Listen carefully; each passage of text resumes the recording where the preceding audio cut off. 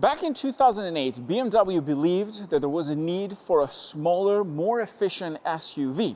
This was during a time when the world economy was sort of melting down. The gas prices were so high. Fast forward to 2022, June 2022, BMW introduced the third generation BMW X1. And this thing has received major updates outside and inside. And today, I'm going to show you everything.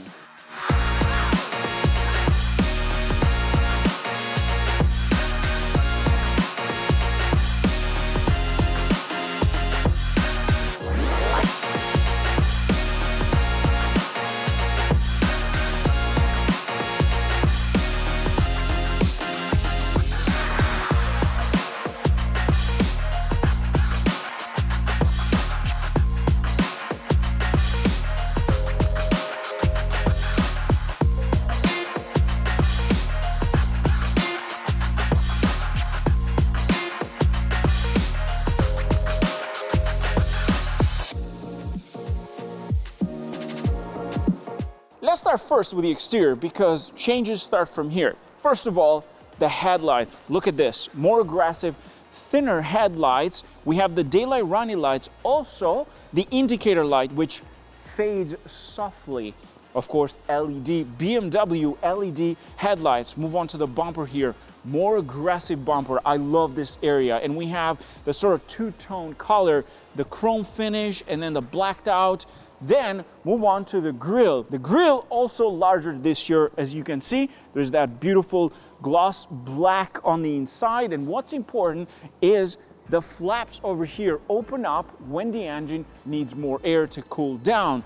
Then look at these lines over here for the grille. Give it a bit more aggressive look. Love the headlights. I was never a fan of the X1. It was not good looking. It was too small. This one looks really, really good. Let's jump into the side profile.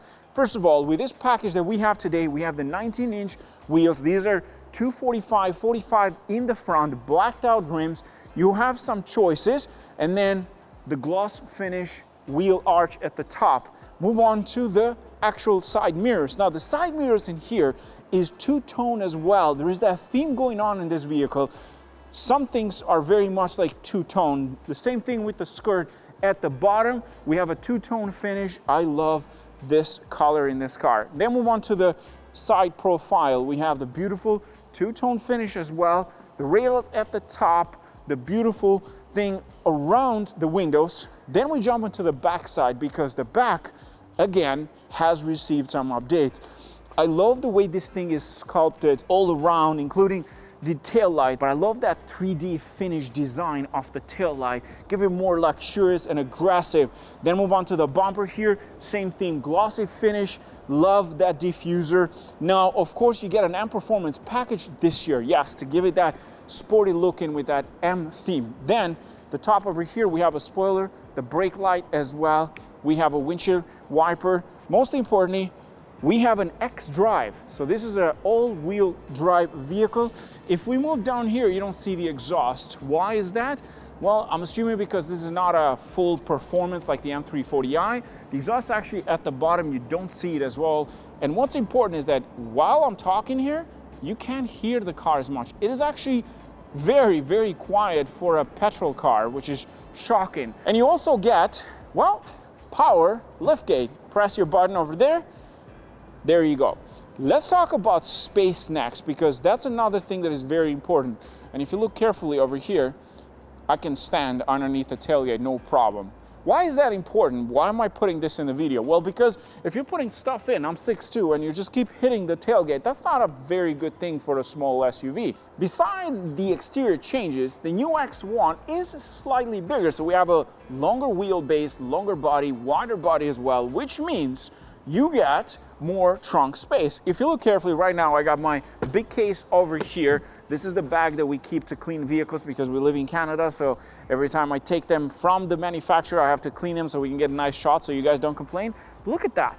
That is actually impressive. Maybe you can fit a stroller in here, which can help in case if you have a child, because at the end of the day, this is a small SUV. I love what they've done with this, and most importantly, power tailgate. You press that, you walk away, and that's it.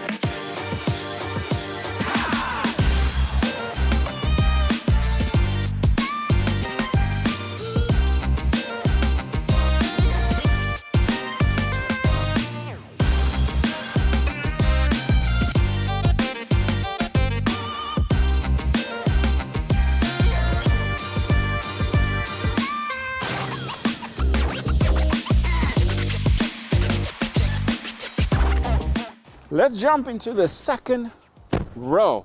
I'm 6'2", so this is gonna give you a good idea of how much space you get in the second row. I'm impressed. I'm actually very impressed because I expected to have less leg room, less head room. There is a panoramic roof as well here, but look at this. I'm sitting, I can easily do 4 to 5 hours as a passenger in the back. I'm taller than the average individual, so this gives you an idea. I love this thing. I love how spacious it is inside. Like, it's just perfect space. And look at that. We got an armrest here with cup holders. It's nice. I love it. Panoramic roof gives a bit of a light inside. Then we have this beautiful LED lights underneath the door handle. A very sculpted, different door handle. Very different from any other BMW I've seen so far. We got 2 USB-Cs in here. There's some space underneath there for your phone. It's nice. I like this. The interior is spacious. I'm very impressed. And of course, you can fold the seats as well in case if you need more space in the trunk. I'm actually liking this thing. Like, the second row, impressive. Lots of space. Now let's jump into the first row and let's talk about what do you get with this package. First of all, this is a different design, but not so different. Why do I say that? Well, because the iX has similar curved display that you're getting in the X1. The new 3 Series as well. It's the theme that BMW is going to continue with their new models. It's what you're going to see pretty much in every BMW at this point, a similar theme in every 2023 models. I love the curved display. I will say it doesn't bother me in this car because it's not a performance vehicle, it's not an M3, so this does the job great. I love how it looks. It's very easy. We got a heads-up display as well. It's comfortable. But again, going back into that cutting down in cost, you can tell the switches over here onto the steering wheel, the center console on the side.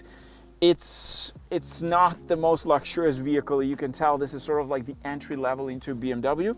But hey, you get amazing tech features in this thing here. For example, we got this beautiful ambient light, which I absolutely love. Then underneath the screen, there is that ambient light as well, which gives it a beautiful experience when you jump in.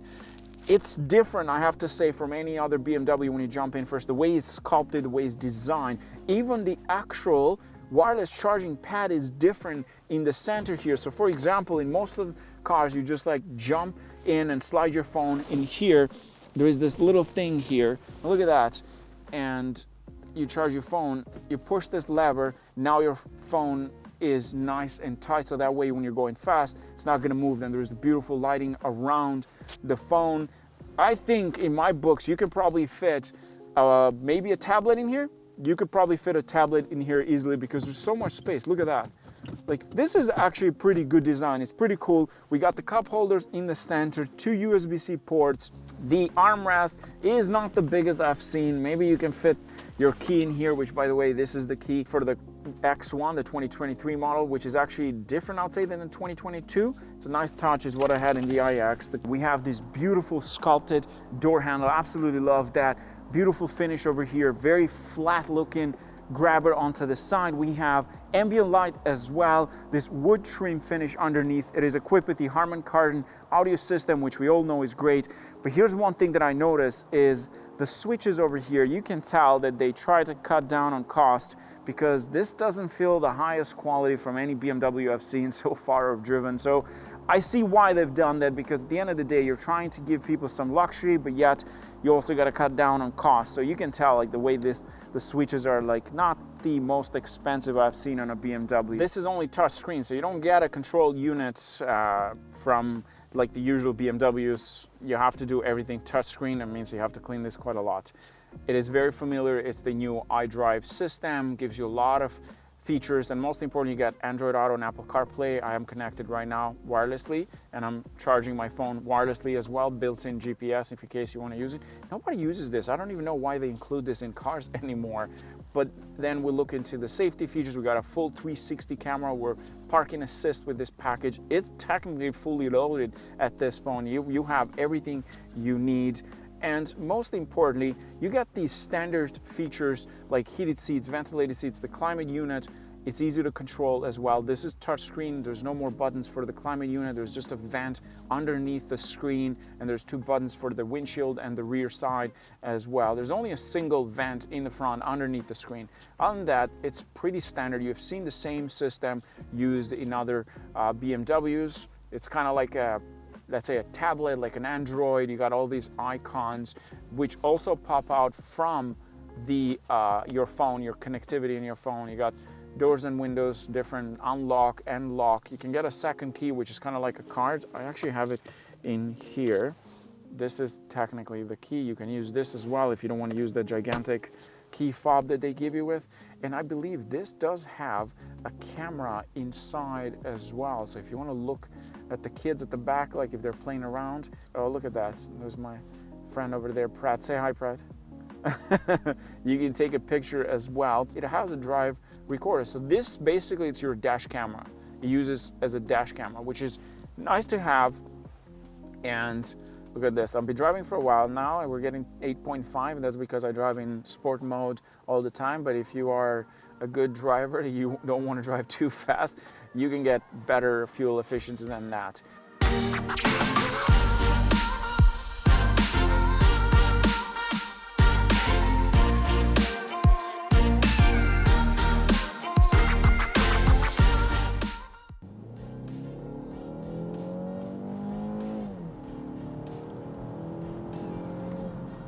Under the hood, this X1 uses a 4-cylinder inline turbocharged engine, and it makes 241 brake horsepower and 295 pound-feet of torque.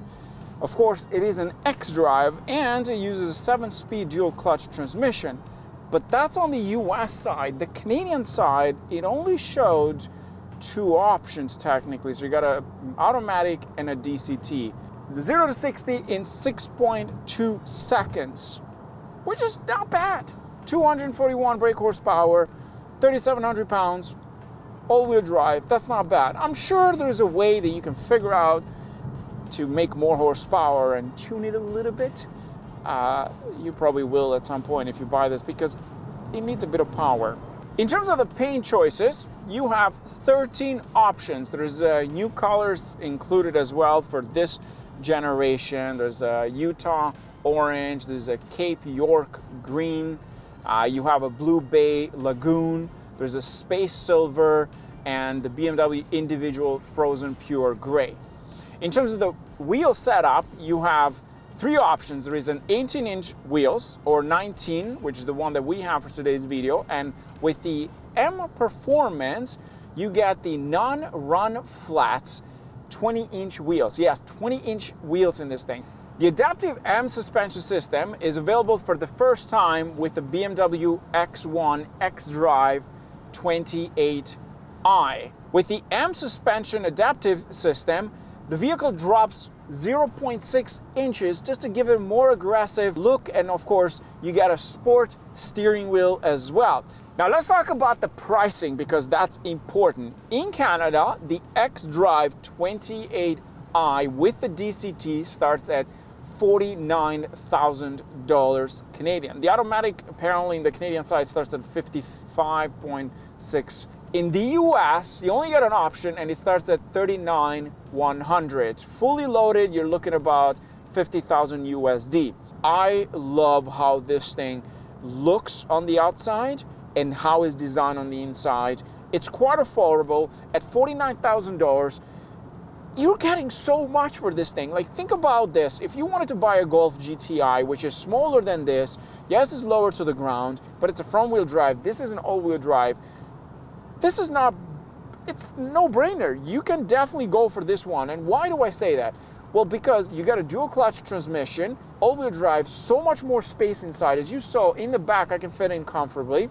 I have 2 complaints about this vehicle.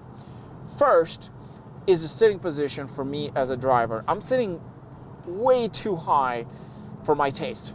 I like to sit low. Like in my M3, I'm sitting low. In this one, I feel like I'm in a truck in some ways. I know it's a small SUV, but the seat can go further down, and I don't enjoy that. The next thing is the little cheap things that they've included in this car. I understand it's cost-cutting solution, but it just doesn't feel like a BMW. It doesn't feel good jumping into a car that you're paying over 60 grand, that little switches like that. I have my complaints about that, but overall, the interior looks nice touches. I love the wood trim finish. I like a lot of things about this car. It could be a great daily, and the fact that I can fit it in the back so comfortably, you can't get better in this. If you think about it, like the Mazda CX-5, for example, this could be better than that.